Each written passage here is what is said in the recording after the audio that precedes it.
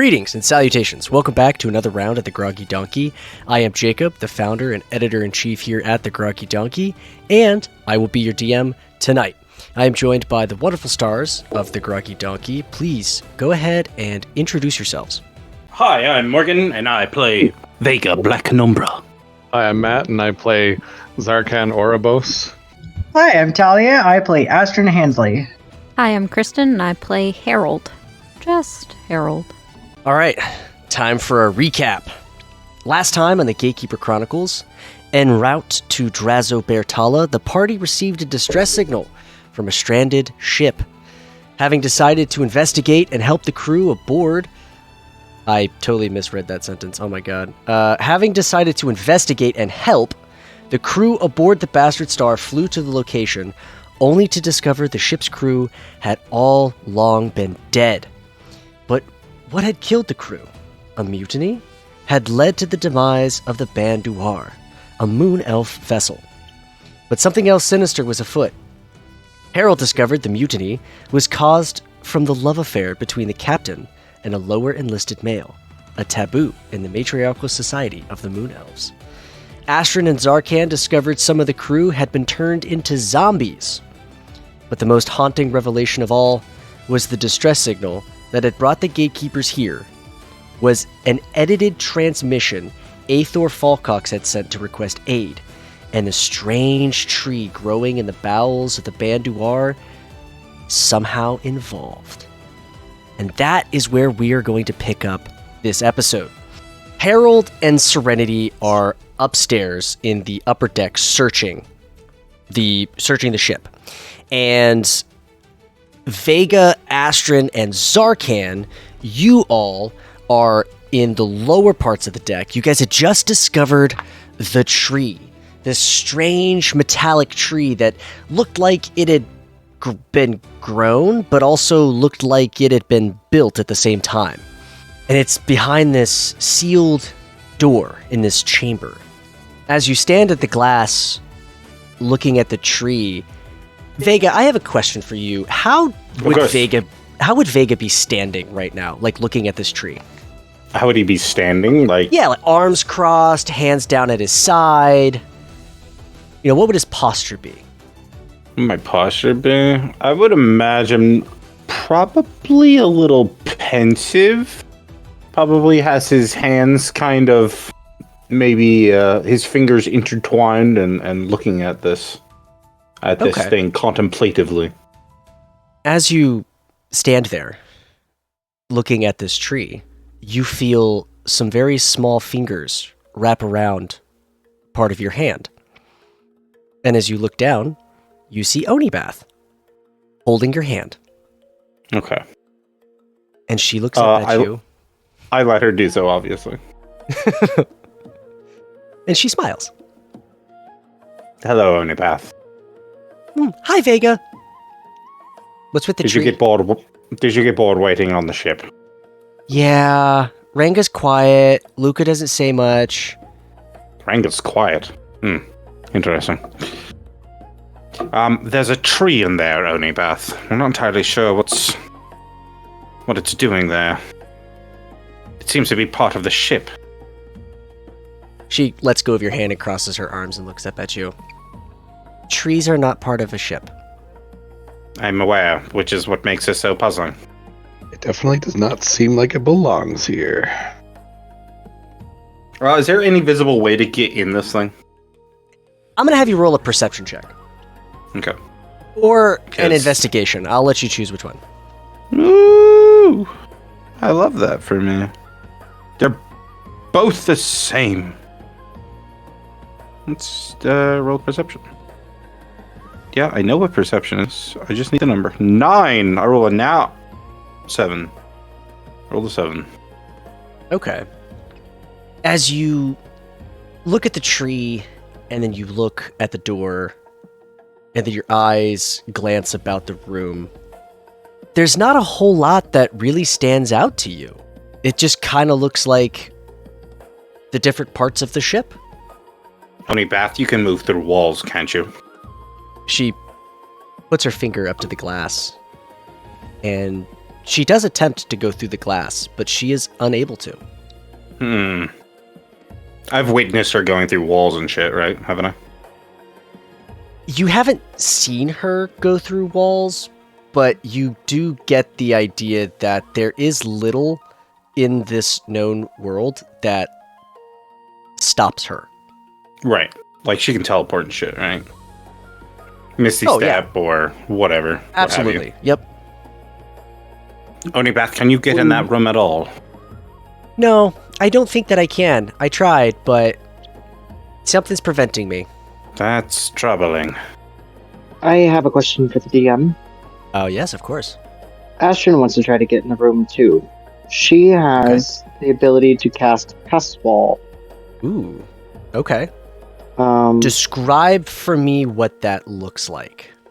Yeah, so it doesn't look like... Oh, never mind. What? Passage appears at a point of your choice that you can see on a wooden, plaster, or stone surface. Now, are we adapting that since it's Yes. sci-fi? Okay. Yes, I will adapt this to go through metallic surfaces. Okay, so I wanted to use it before, but I wasn't sure if we were adapting that. So yeah, I want to cast Pass Wall on the whatever is like blocking us from the room, so that we can try to walk through the passage.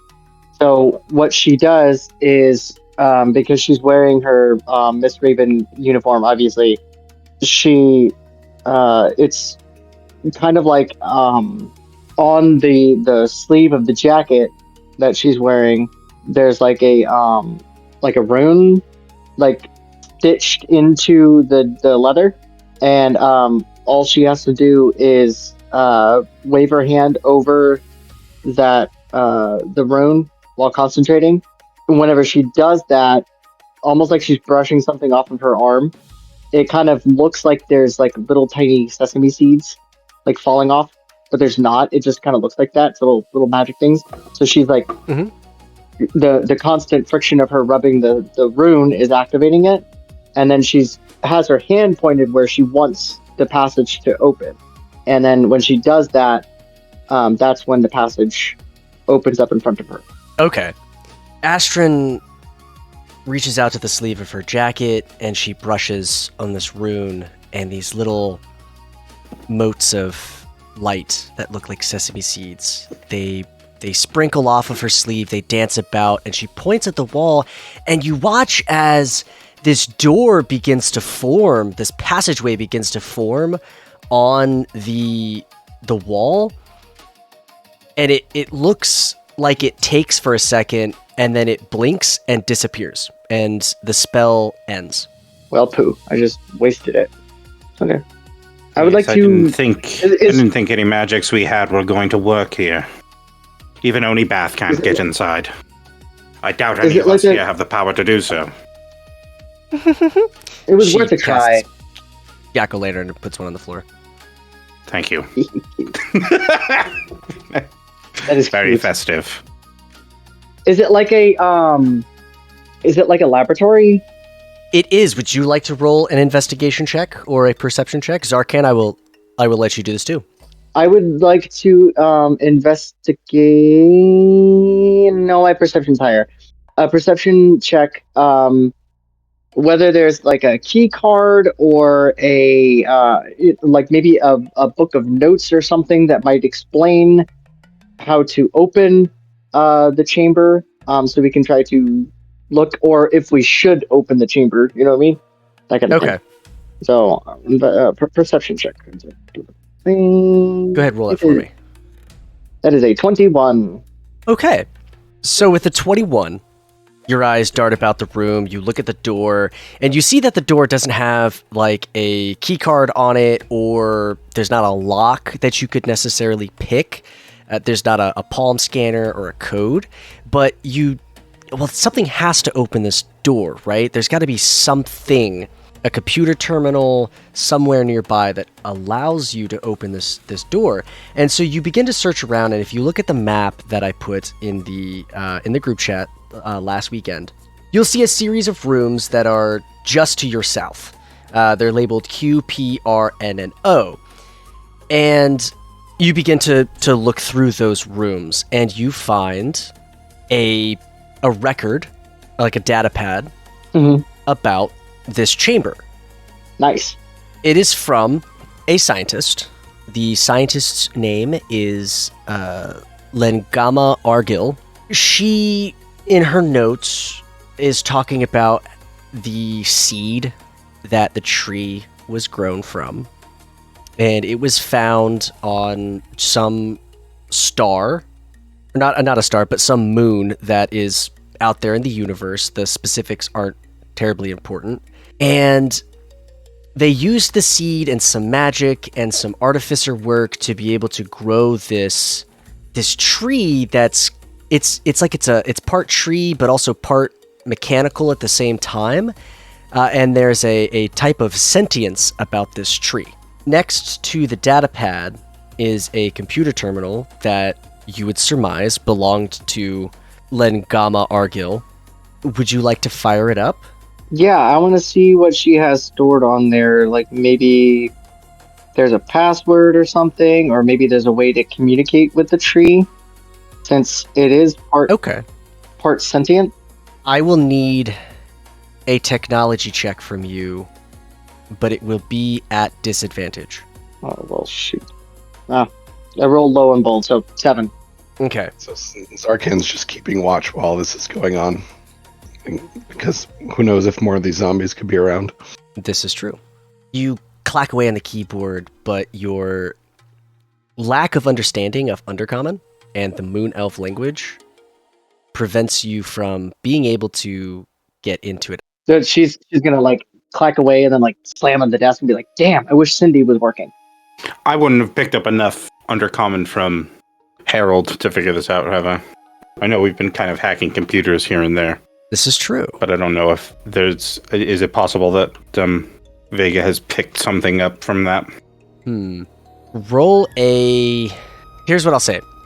If you want to assist Astryn in another technology check, that would give her advantage, negating her disadvantage and making it a straight roll. Okay. What's Astryn's technology skill anyways? +5. Okay, so you're the same as mine. Yeah. Let's give her advantage. Hell yeah, 23. With the 23, you're able to access it and get the language preference changed over to common and translate it for you. The tree, the access to the tree, is inside of this computer terminal. But there are also some notes about the tree that in the last journal entries about the tree had become aggressive and unresponsive in the aspect of it was hard to work with. Okay.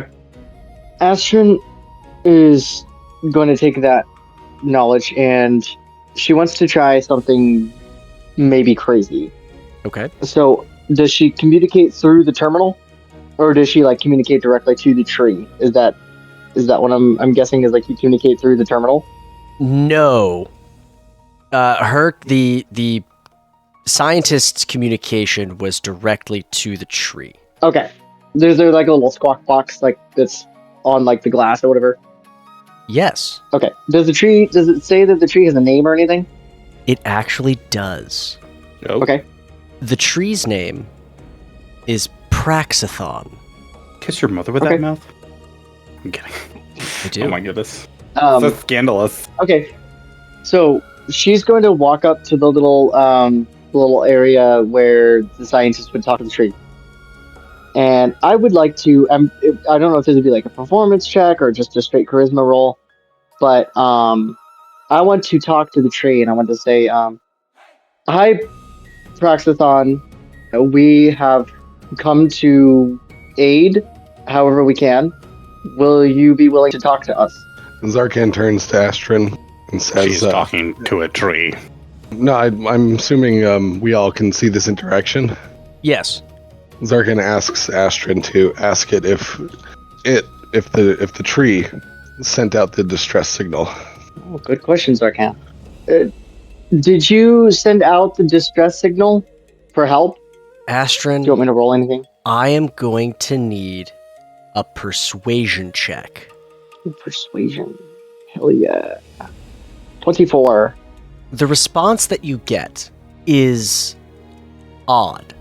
It's as if Praxathon is sending you its emotions. And the emotion that you get, you translate into some simple answers. And the answer that you derive from the question that you've asked is yes. It was responsible for the distress signal. Or, excuse me, I apologize. No, it was not responsible for the distress signal. Its counterpart was. I'm gonna look a little puzzled and be like, are they on this ship? The answer that you receive is yes. I'm not gonna tell the rest of the party yet. I'm just gonna have this little conversation with the tree before I tell them what's going on. Do you know where on the ship they are? You see images of a room that it's beautiful in its design. Beautiful wood accents. There's a window with a curved window, beautiful blue sheets, and on a bed. And it appears to be in the upper parts of the ship. Did something happen to them? Something bad? The answer, the emotion, is you get this like cold feeling in your chest, and you realize that their counterpart is dead. Oh. Is there any way that we can revive them? Uncertainty clouds you. I'm going to go ahead and cut back over to Harold and Serenity.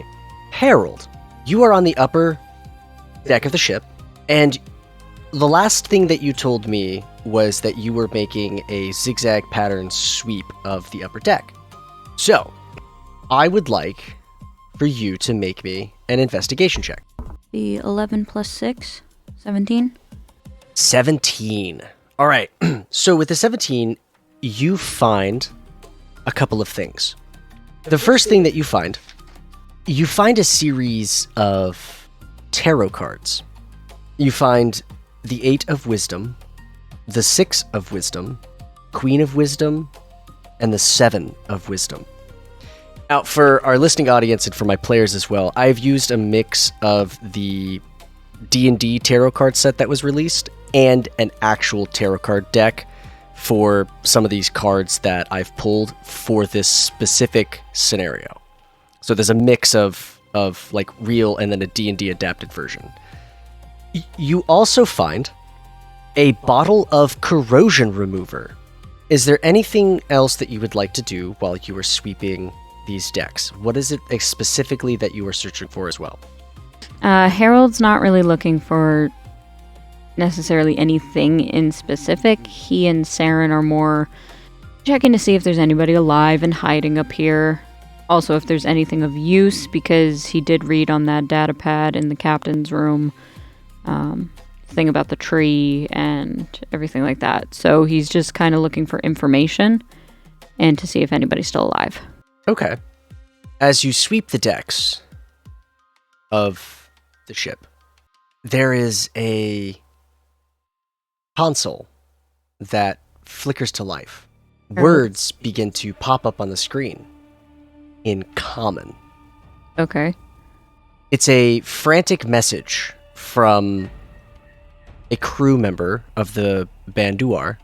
The words are, "Traveler, beware. I don't know how much time you have left, and I don't know how much time I have left. I am searching for something that I have forgotten. What is my name?" So was he like, hold on. Your message confused me. Is he searching for what his name is? Is that what he's forgotten? Yes. Oh, okay. Harold's gonna type back. He's just gonna say, "Where are you writing this from?" Next to you. Are you dead? I fear that I am. What's the last thing you remember? The last thing that I remember was being dragged into the enclosure with the tree. Are you male or female? I am male. Were you and the captain responsible for the mutiny? By responsible, do you mean was our actions what caused the first lieutenant to rise up against the captain? Yes. Yes. I know your name. Kristen doesn't remember the name. Yeah, Kristen but doesn't remember the name, but because she didn't write it down like a bad player. But Harold does remember it because he read it on the datapad. Well, as Harold pulls up the datapad and he searches through it, he finds a name, Ranthine. Let me just double check to see if there was a last name because I have to double check my notes for that. Yes. So you would know that his name is Ranthine Narg. I am going to type that into the computer. I'm going to put your name is Ranthine Narg, and she loved you. There is a pause, and then words begin to fill the page. Can you take a message to the captain? I can, but I'm afraid she would not hear the words as she has passed. A cry is heard through all the decks of the ship. A moan, a sob, something unrecognizable as a human sound. The Banduar shakes, shudders, and then all goes silent. Ranthine, what did this tree do to you? Words begin to appear on the screen. The tree and I have become and then the console shuts off. Well, damn. Miss Saren, Yes, Harold. I fear this tree is not good. We need to avoid it at all costs. I'm starting to think the same thing you are, Harold. This is not okay. Too many bad things are happening around this tree. On the computer, did he end up sending the message that he wanted the captain to get? The message was actually an audio file, but because the console has shut off, you cannot access it again, Got it. Okay. and you didn't get a chance to listen to it. Did we go to pretty much all the rooms upstairs? You have pretty much, yeah. There's a few of the rooms that you have not gone through yet. Okay, at this point, Harold's gonna get onto his like comm or whatever, and he's gonna call Vega. Vega, are you there? Yes, Harold, I'm here. If you guys happen upon a tree, by no means are you to interact with it. It is very dangerous. I see. Well, thank you for letting us know. Of course. Are you with the others? I am. Please relay that message. It has the capability to kill and merge souls with itself. Oh, does it now? Very well. I'll let them know. Okay, thank you. Okay, click. I'm kidding. And then- I'll tell them. I tell the party. As Astryn is like in the middle of talking to this thing. Yeah, Astryn, Astryn, I suggest you stop talking to that thing before it kills you. I just got a call from Harold. What did Harold say? That the tree will kill you. I don't know. It seems to be having a nice conversation. Okay, well, I'm going to let you do you. It seems how I'm not worth any money to you anymore. I'm not going to be quite as careful. At this point, Harold and Saren are probably making their way back down. Okay. If there's nothing else upstairs. Yeah, there's nothing else upstairs. You make a sweep and you pick up a few more tarot cards, Okay. and I will let you guys know what they are once you've joined back up with the party Okay. and decide to just investigate them. And Gouda. As Saren and Harold make their ways down to the lower deck to meet up with you guys, you all reunite. You're standing here around the tree. What is it that you all would like to do?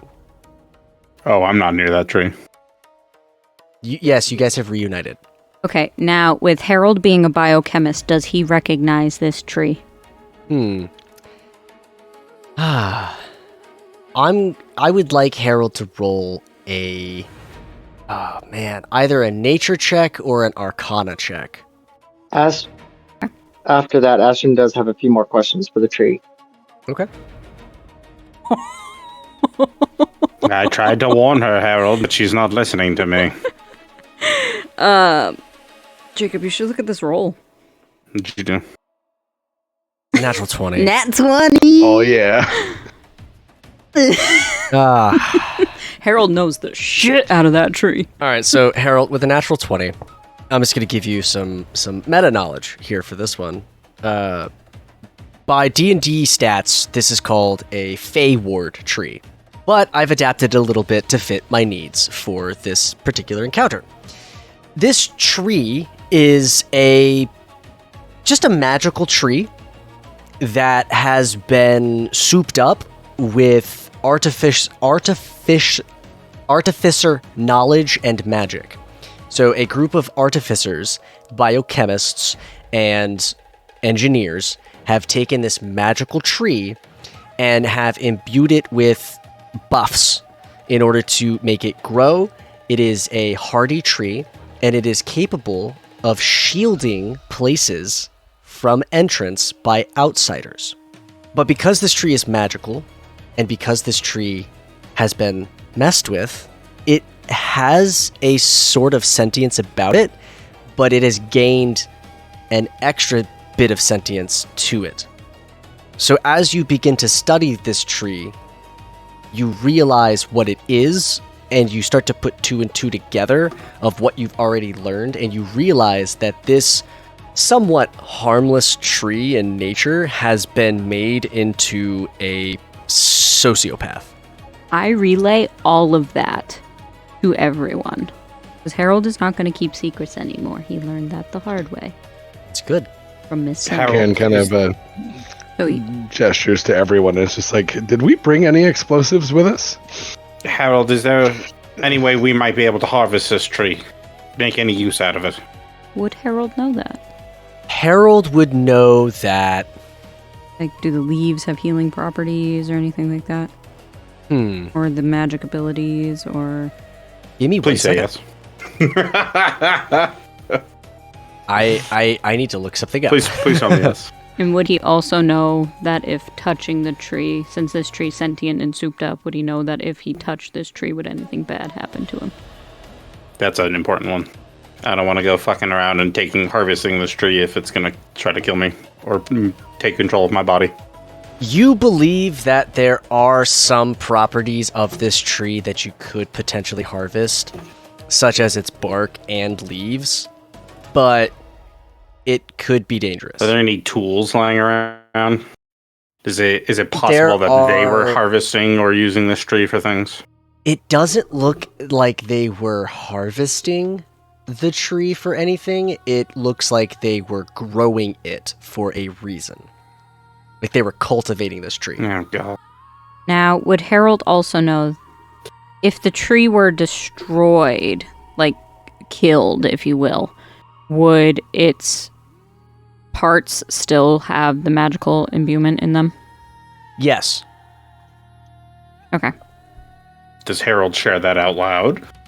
He will. So he'll tell you at first, Vega, yes, there are like the leaves and the bark which can hold its magical properties and be used. However, given that this particular tree has been messed with by artificers, it is capable of a lot of danger and very bad things. So I would suggest, if you did want a piece of the tree, that we destroy it first, because the magic will remain, but it cannot harm us if it is dead, per se. Is it affected by magic?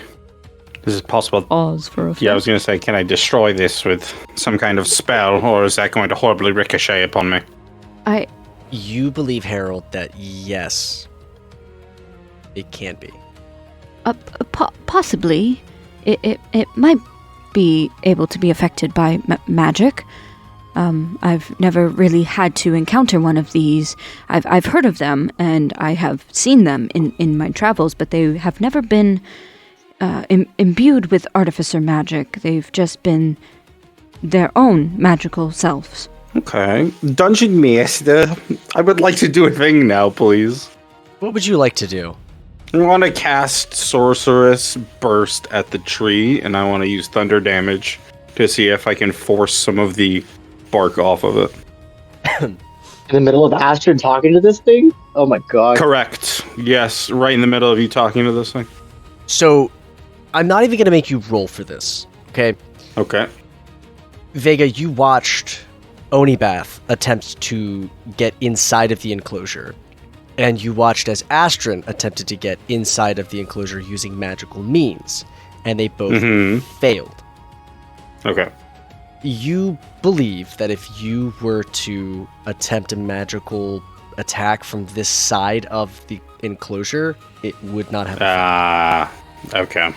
Well, Harold is going to walk over to the computer thing that Astryn is standing at.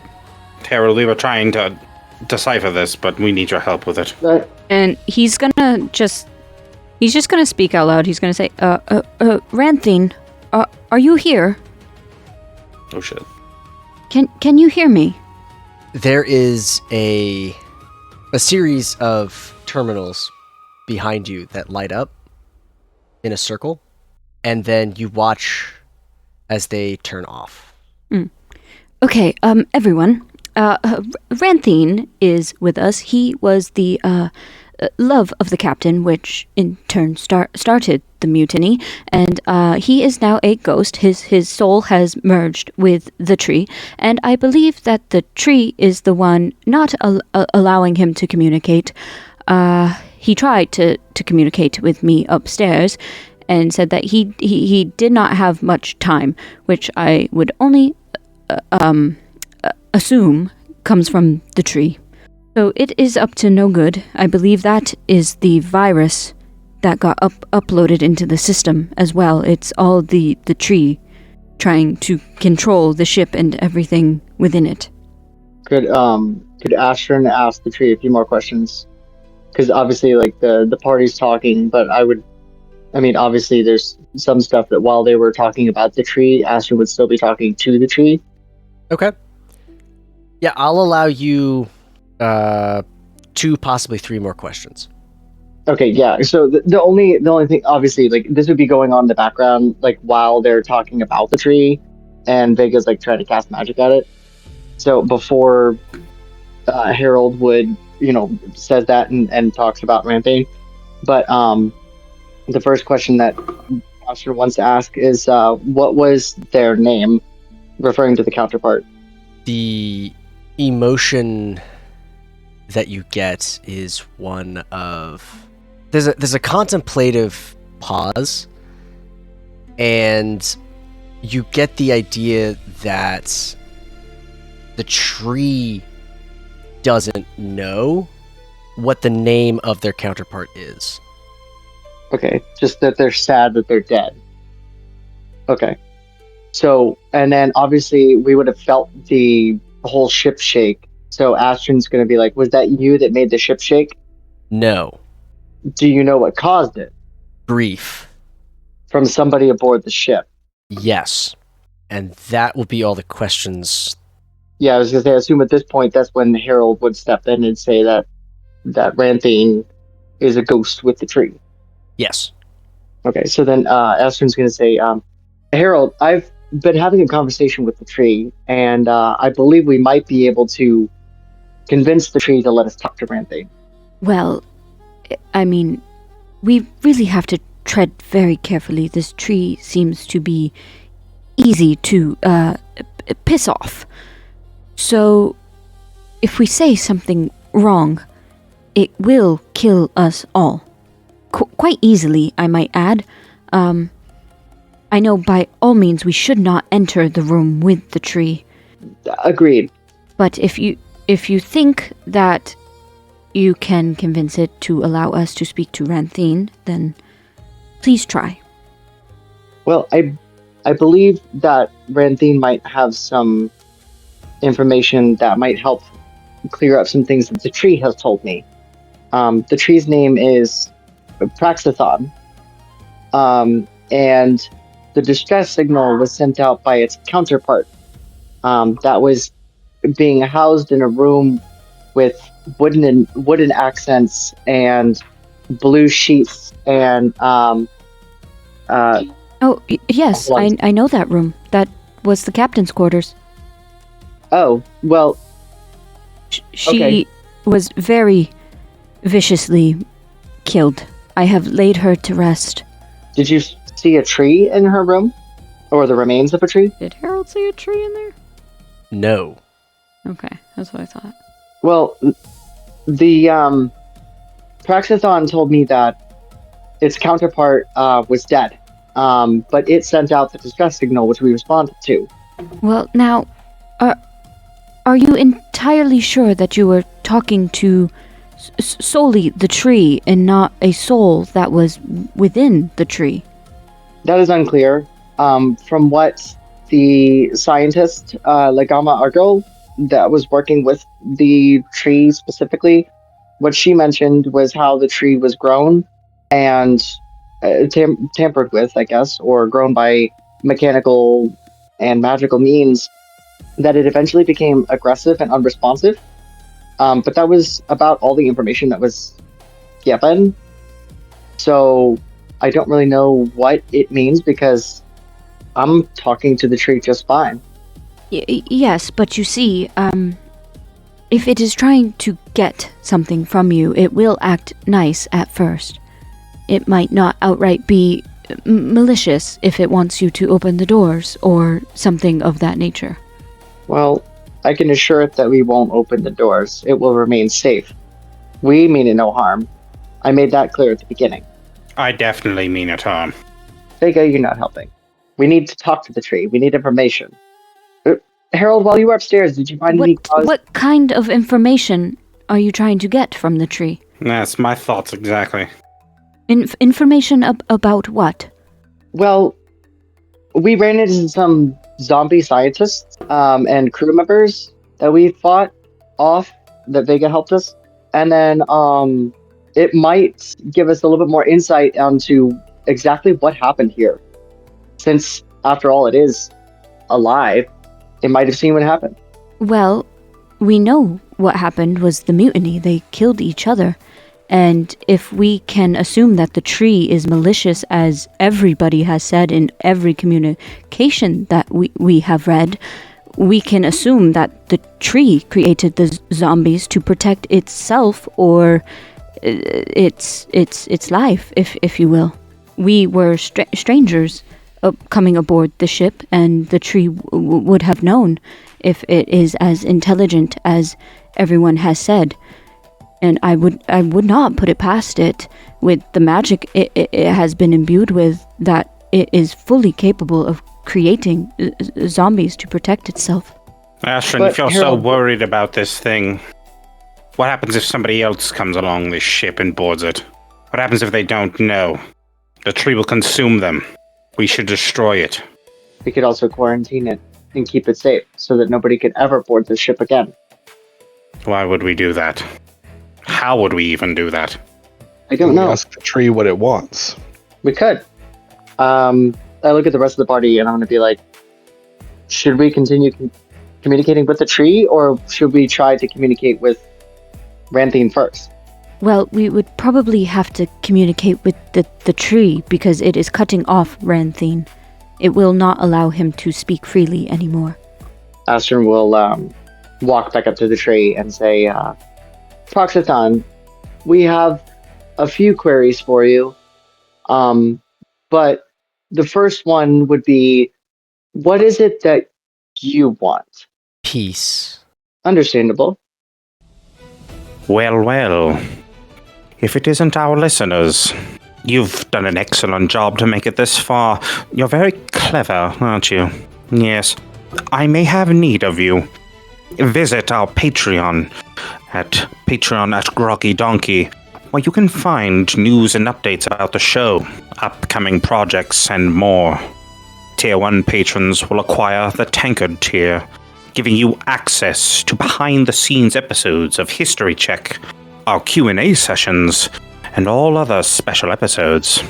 How delightful. Pitcher Club, our second tier, will allow you to submit questions to the cast and name NPCs featured in our games. And there's so much more to come in the future. You can find all the platforms we broadcast to at artgroggydonkey.podbean.com and choose your podcast service of choice like Spotify or iHeartRadio. Adorable. And check out Matt, our resident artist and cast member, over on Twitch at twitch.tv/SpaceViking42. Now go and stay groggy. Insight checks? Anyone? I'll Anyone want to do an insight? Vega, Insight check the fucking if tree. anyone please. would like to roll an insight I check. would love Beg to, you. just to do a roll. Why are we Now, just buying into this? Everybody, can everybody hear the Sorry, tree? I Can rolled we a all 21 on feel my the- insight. Yeah. Yeah, everyone that is present can feel these emotions. Okay. Uh, I'll just be the communicator. Zarkan only got an 11 on the. Oh, I'm not talking to this thing. I'm trying to figure out what the fuck it wants. I'm trying to insight the tree to see if it's lying. Yeah, I incited. So 21, 11. I'm not gonna roll. I'm just gonna be like the communicator. Okay, Vega, what's your 21. roll? Oh, you rolled a 21 as well? Yeah, that was, yeah. Oh, yeah, bud.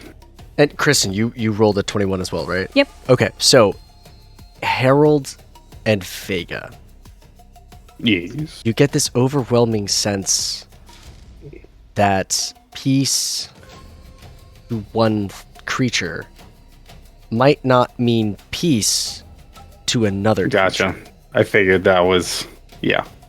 It's the Dead Space thing And all to over put this again. into- Oh, fuck.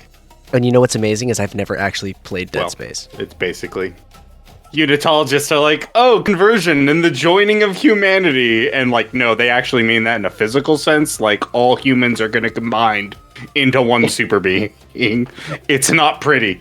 So, Astryn's then after it says peace, she's going to say, "Well, we can give you peace, but we do have a couple questions that we would like to ask Ranjay." I have no questions for this thing. We should put it out of its misery. Astryn, ask it what it sees as peace. Like what is their idea of Oh, dear. peace? Oh, boy. Okay. Here we go. What do you mean by peace? What is your ideal peace? This image plays through your minds. It's a beautiful, sunny world covered in trees and rocks, and animals are rushing about, playing in the streams and catching bugs and eating honey, and there's butterflies and birds chirping. And there's another world, much like that one, full of trees and animals and rocks, and the grass is lush and green, and animals are running about, and bushes, berries, vines, overgrowing everything. No human life. No elven life. No You didn't see any. humanoid life at all. Yeah, I didn't think so. You didn't see That any. really does sound very peaceful. It does sound very peaceful. It'll be very peaceful. When we're all dead! Astryn then looks up at the tree and says, "Would we be able to talk to Ranthine just for a few minutes?" There is confusion at the name Ranthine. Okay. Astryn's gonna glance over at Harold and say, "Proxathon doesn't know who Ranthine is." Well, up until about 5 minutes ago, Ranthine didn't remember who he was either. He did not know his name. Ask the tree about the man who was dragged in there and melded with him. Or it. I don't know if it's a him or her. The tree.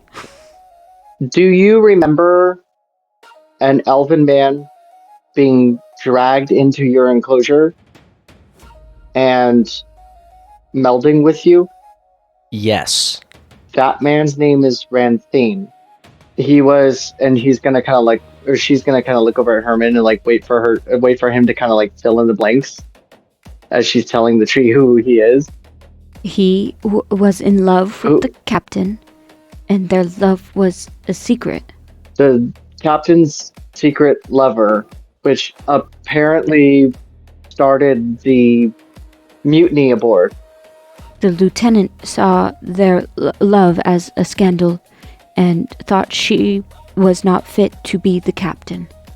Astryn's gonna at this point just assume that the tree can hear her Harold saying that and just kind of like look up like expectantly. This emotion, this feeling, this thought kind of plays into you from Praxathon, and it's that almost like a shoulder shrug, like that sense of that's a heart-warming story for sure, but what does that matter? I know it may not seem like much to you. You have a different type of life than we do. But for us, the lives of our kind mean different things to us, whether we know them or not.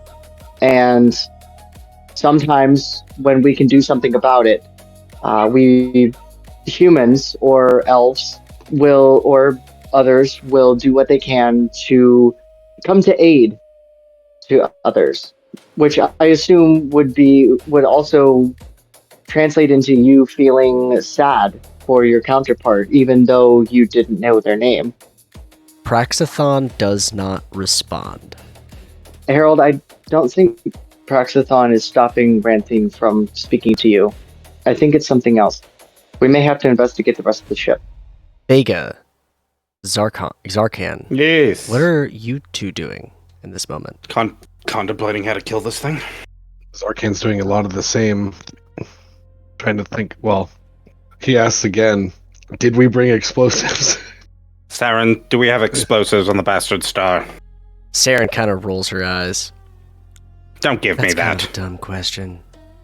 You know I have explosives on the Bastard Star. We might need them. We'll table that. I just wanted to make sure. I don't relish the idea of this. Go ahead. I do think investigating the ship is a good idea. Just to get a bigger picture of what's going on. I agree. But I also don't relish the idea of this thing floating around in space. Before we investigate, Astryn real quickly is going to look at the tree and say, did you make the zombies? Did you make the zombies? Thought I wasn't going to answer any more questions. It does not respond. Yeah, that's right. That's what I thought. I was like, wait a minute. We said that there was only going to be a couple more questions out of this thing before it just stops talking to us. Cool. Astryn's like, let's go. And then starts walking down the hallway towards some of the other rooms that they haven't been in yet. Pistol drawn. Okay. So you guys are going to investigate the other rooms here on the lower deck? Mm-hmm. Yeah. Okay. I think we should stay together this time. Agreed. I want to time go to the undead. to S&T first, since we've already seen QP and N and O. Okay. Well, here's what I'll do. I would like each of you to roll an investigation check. Or a perception, if your heart so desires. 23. Oops, that's a nature check. Ignore that. Dirty 20. 22. I rolled a nat 1. Vega, don't punch. Shoot it. Vega, your mind is still filled with thoughts of how exactly it is that you are going to land the killing blow on this tree. Do I come up with anything, DM? You really like the idea of explosives, but I think that's there's a lot of the quick, fast way. There's a lot of variables involved in that. Do I just space the thing and blow a hole? Yeah, that's a really good option. Harold did bring up you brought up a good point, and Harold confirmed it. You probably could get some really good materials from this thing. That's what I'm hoping for. And you could use it to, I don't know, sell it on the black market, make some money. Make a weapon. Maybe grease some palms with it. Weapons, absolutely. You could maybe even upgrade the Colossus. I don't know if There's a lot of possibilities. The monetary doesn't really interest me too much, but the weaponry value will. You never know when we might need to dump this on somebody's ship and let it wreak havoc. Right. Yeah, there's a lot of possibilities. For the rest of you guys, though, I'll start with the gems. Astryn and Harold, you guys find gems equaling in total about 1,000 gold pieces. Damn. So you guys can split that up however you want between yourselves or the party, however you guys want to do that. But you guys find a total of 1,000 gold pieces worth of gems. We can split it. Yeah. I don't know. Zarkan, what you find is a weapons upgrade. Ooh. It is a weapons upgrade kit that will have to be installed at some point by someone who can put this into your weapon, but it adds an elemental damage of your choice into the weapon, and then whenever you actually do get that put in, I will input the damage add to your weapon and whatnot, but you get it adds 1 elemental damage of your choice. I do have a question for my dungeon master. All right, let me get the rest of what Zarkan finds. Yes, please do. You also find... What's that? You said +1 elemental damage of my choice? Well, it will add 1 type of elemental damage of your choice. Oh. And then I will go and input the damage onto your weapon whenever you actually do choose what that damage is going to be, and then get that actually upgraded to your weapon. Okay. You also find a can of Camp Bell's Polgar noodle stew. Nice. And you find... I've had this since I was a kid. This is an actual item that you can add into your D&D Beyond. I made it today. Oh, nice. And you also find a bottle of beer. But here's where... I like how you spelled this. Sorry, it's really good. Here's where we get to have fun with this, though. You get to name the beer brand. Oh. If you need Was it like a whole think. case? It's a whole case? I do. Yeah. I'll give you a minute to think of that name. All right. Vega had a question, or more. I did have a question. Yes. Morgan has a question more than Vega does. But it might result in Vega doing something. Do you remember that little weapon you gave me a nice handful of sessions back? No. Which one are you referring to? The very special sickle. Yes, I do remember that. Is it time to pull that out yet or not? That is still corroded and would need the corrosion removed. I believe somebody had a bottle of anti-corrosion, did they not? You don't know this yet, but yes. This is Morgan asking. Okay. Yes. It doesn't talk to me, does it? Not yet. Does not. Okay. If you were to pull it out and hold it in your hand, I think I will, only by the pure coincidence that, hey, talking tree, what do I have in my pockets that can hurt it? You hear kind of you hear the ocean.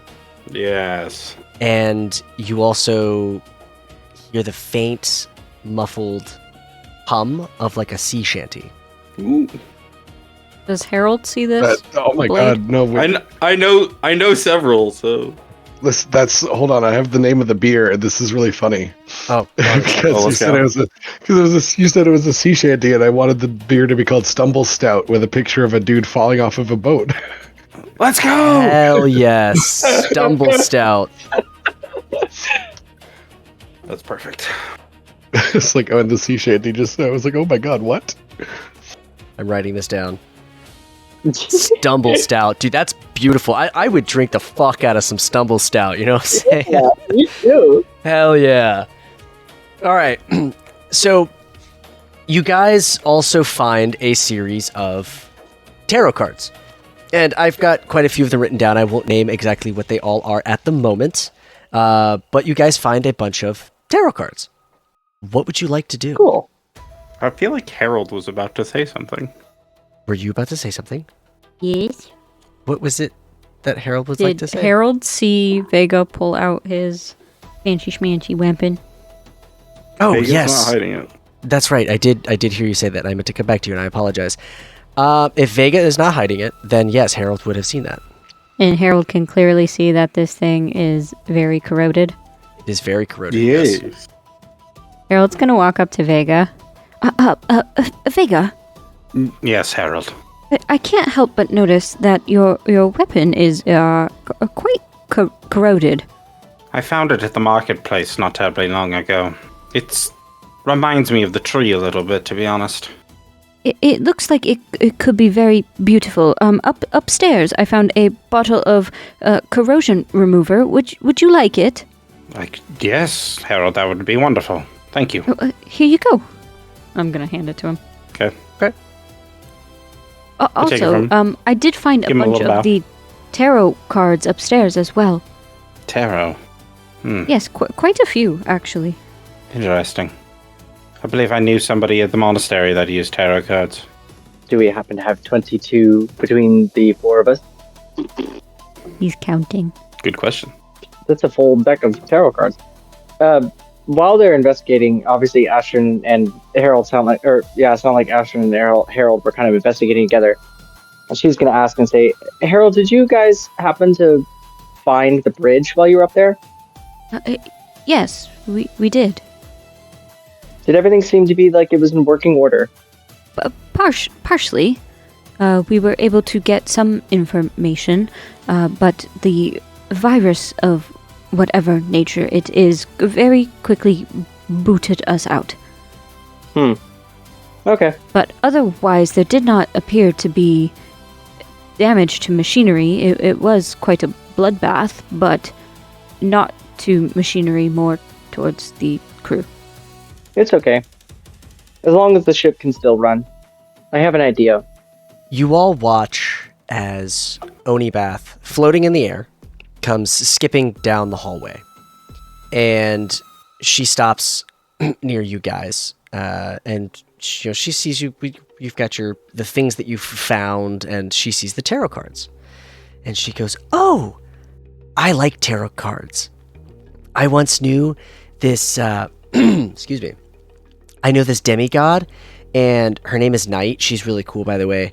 And she does a lot of, like, tarot and shit. And she taught me how to read them. You guys want me to read your fortune?" Yes, Odibeth, actually, that sounds like something that might be useful. She looks at the rest of the party. I'm a little Never confused. mind them. on They're this. too busy. Beth? They're too busy talking to tree. No, I'm kidding. Yeah, this is out of I'm character, but like This is completely... the way tarot cards work in D&D, I imagine it's more dangerous than in the real world. Just because like there's probably actual magical properties to worry about. Well, there's I the will let you know- Taroka deck. So,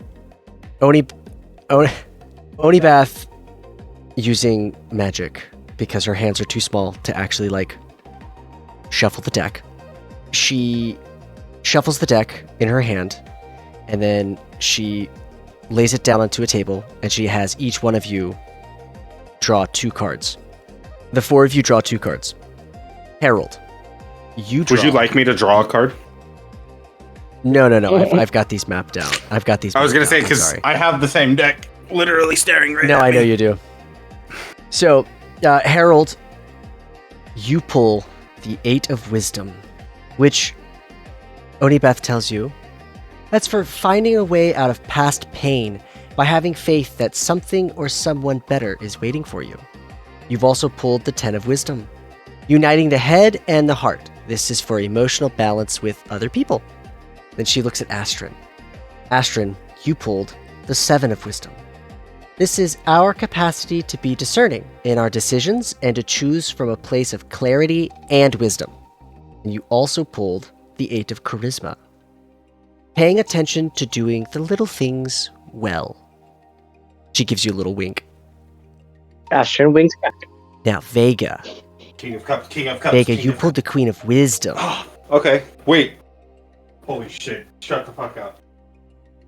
Queen of Wisdom is for going into depth of compassion and quieting the critical mind to create emotional stability, being at peace with your true Would you self, like to and not ashamed. Would you like to know what the top card of my tarot deck was?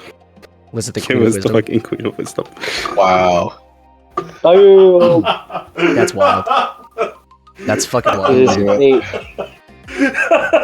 Yeah. And you... That's nuts. You also pulled the Four of Intelligence. This is for taking your time to meditate before moving forward, while making sure you are not avoiding action. Zarkan. Zarkan, I am so sorry. I did not write yours down for some reason. Well, now you get to do it off the cuff. That's right. Just pull a card, Jacob. All right, that's how I'm gonna do it in the main campaign. Spoiler. I guess so. I'm just gonna throw a card out of my ass. Well, it's funny you say that. That would be Curse of Strahd is designed around the random pulling of tarot cards. Oh. And Taraka. Yeah. Guys, I'm doing this off the cuff. This is wild. I had, like, everyone else was planned out, but Zarkan, you're not. You are gonna be... No, don't say that. fucking- No, don't say that. Don't let our audience members know. Yeah, it's all planned. No, none of it's planned. Oh yeah, no. Fate. None of this was planned. This is supposed to be fate, damn it. But a Taraka deck is different. Like 12 cards fell out, but I'm doing 2 of them. All right. So what fell out for Zarkan was the Page of Wisdom, which is embarking on a new path sparked by your curiosity and creativity. And nope, that's the same one that also pulled the Ace of Wisdom. Our ability to access the power of insight to heal emotions and love ourselves. Oh, that's sweet. His make a lot of sense. I love it. They really do. That was wild. Guys, that was wild. Anyway, she also lays down a series of other tarot cards that you guys found scattered around the ship. One of them is the Five of Intelligence. She says, now this is strange, but this is the way in which competition breeds conflict and divides us to create suffering. And the Seven of Intelligence is how we play games, hide our real selves, and mask our true intentions out of fear or hurt. She goes, ooh, this one's scary. This is the Death card. The transition from one perceptual reality to another, and the ending of habitual patterns. Cool. But I don't think these cards pertain to you guys. Because this is the Hanged Man. The necessity to look at something from a different perspective. And you also pulled the Moon. Well, that just means something isn't right. And as you look behind Onibath, you see painted on the wall another tarot card. It is the Queen of Coins reversed. Standing behind a queen holding a coin, you see the visage of Quirm, laughing. Now the card is upside down. That's why it's reversed. And below it, on the ground, you see a card, the King of Coins, and it has been burned. Well, that was fun. Why do you guys look so glum? That was some really deep stuff, Onibath. I just pulled the cards. Right. It's supposed to be fun, like a game. Yeah, exactly. Thank you, Olibath. That was very entertaining. So, what are you guys gonna do about this tree? Because I think it just unlocked its door. What the fuck? It what? And as you look down the hallway, you see that the enclosure to the tree has been opened. Right. That's 8. Astryn wants to get up to the bridge. Her curiosity talking to the tree is no longer, and especially after reading, like seeing what seems to be the drawing for the crew and the ship, and what could be our next fate, she wants to immediately go put her plan into action and just starts running up and says, "Follow me, I'll explain on the way." What's wrong? I'll show curiosity for the tree, Astryn. The tree wants peace, and we must give it peace. I'll give it a peaceful afterlife, if that's what you mean. Our presence on the ship is starting to piss it off. We need to get off the ship immediately. Well, maybe that's because it's evil. Well, the tree wants no human life, Astryn. That is its version of peace. Surely you must I can give understand it that. that. How do you plan on giving it that? I will program the computer to navigate to an uninhabited planet that is lush. And then as soon as we leave, the ship will take off. Astryn, Therefore, it will even crash you into the must planet. know that. Even you must know other people might discover this thing and be endangered by it. Well, if they plan to, or if they so choose to, just to land on an uninhabited planet and discover a psychopathic tree, then that's their prerogative. But at So least my costume. I think what Vega is saying, it might be intercepted on its Might be journey. intercepted. People might discover it on its new homeworld. And then the problem repeats for a whole nother group of people. I know I'm not the most philanthropic of individuals, but even that seems like a horrid fate to lay for somebody else. We should do something about it now, not send it off into space. Ashton's gonna look and think, like, be very pensive about this, double thinking, like, her choices. Which one is better, blowing it up or sending it off into a planet that's uninhabited? Do you want some other person to stumble upon it and then meet a grim fate? No, After seeing the I zombie would agree. It close, would be Sorry, very go ahead. bad if somebody else discovered this trait. I wouldn't wish the zombified fate on anyone. I'm with Vega on this. We should probably find a way to destroy it. Finally, people seeing reason. Let's do it your way. You tried your best, Astryn. I can't deny you that. But we should take care of this thing properly. Dungeon Master. With Astryn now being basically, I wouldn't say a disciple, but maybe like a, being influenced by Astralpia, would she believe this to be on the right side as far as like blowing it up and protecting people? Would this be a more just action, or sending the tree off to just give it what it wants on a planet that has no life on it already? That's better. Zarkan kind of takes a deep breath while Astryn is contemplating and brings his head up after taking the breath and just says, "In my haste to cause violence, I'm remembering my past. And if we can find a way for us all to get what we want, we should find that first. And then if there's no other option, we should destroy it." There's a very well-balanced answer, Zarkan. We should definitely do that. Astryn, Oh, go ahead.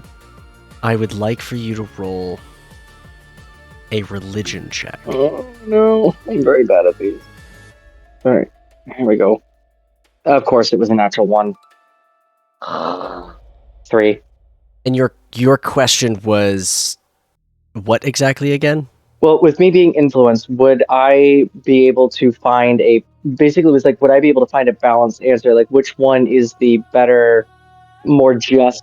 Which one's the right Yeah, answer? the just decision, whether to blow it up to protect other people from it, or do I give it what it wants and send it away to be seen no more, basically? Uncertainty clouds you as you contemplate the teachings of Astralpia. And you know that she is the goddess of tombs and trials, but this does not seem like something you might find an answer from her for. So there are terminals in this room, correct? Are you on the bridge? Yeah, that's a good question, actually. I'm not sure exactly. No, sure. I don't think we quite made it up to the bridge. I think we were almost to the bridge. Harold and I... We were at the staircase, and because I wanted to run up to the bridge. I guess we're still on the bottom floor. Okay. Where you're at, no, there are no terminals. We didn't even warn Astryn, Harold, that the fucking bridge just shut down. Well, she kind of asked me, and I told her that the virus that's took right, over yeah. and shut down all the computers. Like, there wasn't physical damage to the machines, but we weren't able to Right. access them anymore. Probably means ship controls are off. Yeah. Saren, you're the captain. What is your decision? Well, listen. I'm kind of with Vega on this one.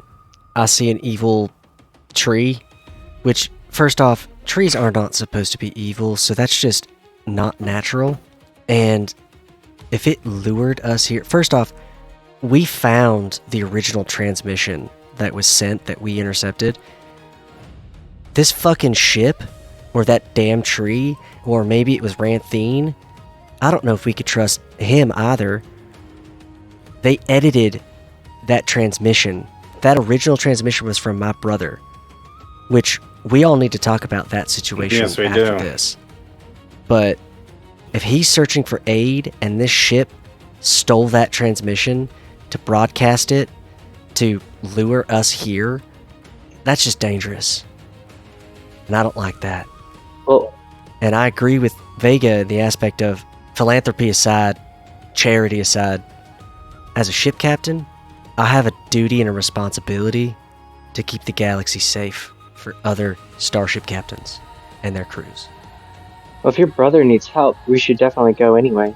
Saren, there might be something we should try to find before we do leave the ship. We should find a way to figure out how it piggybacks your brother's SOS. Took it and used it for its own use. If we can figure out where it picked up that SOS, we might be able to find your brother. Dungeon Master. Yes. Are we in a system? Do we know, as characters, if we're in a system that's close to a star, or are we in between systems right now? You remember whenever you first plugged the coordinates of this ship in, it was in the center of a dead zone. There was nothing around it for a very long way. As Arcan turns to the group, and I think we should get to the bridge and see what else we can find out. But I'm heavily leaning towards getting rid of this tree. Well, if Harold and Vigor are saying the bridge is shut down, we should take some of those explosives and plant them in the engine room. If we can maybe use the engine room to our advantage, we could just blow it up from a distance. Saren, do you think that will work? Or is there a better place for us to put the explosives for total ship destruction? I believe that if we were to put some explosives in the engine bay and find their reactor, which should be near the engines, we could definitely do a remote detonation or a timed det, and that should solve the problem. What do we know about Moon Elf ship design? The reactor could be anywhere. You guys have a map of the ship, and you know where the how to get to the engines, and you do believe that the reactors would be in that same spot. I mean, it's like basic ship construction that the reactors would be there. It's like the cultures don't have like vastly different ideas about ship design. Yeah, no, it's nothing that drastic. Okay. So you guys are making your way to where are you guys going now? So if the bridge is shut down, then the idea I kept having was we should try to find the artificer's like journal of like how they even did this to the tree. We might be able to find a way to do something else to it. Wasn't that what I found? Was the journal?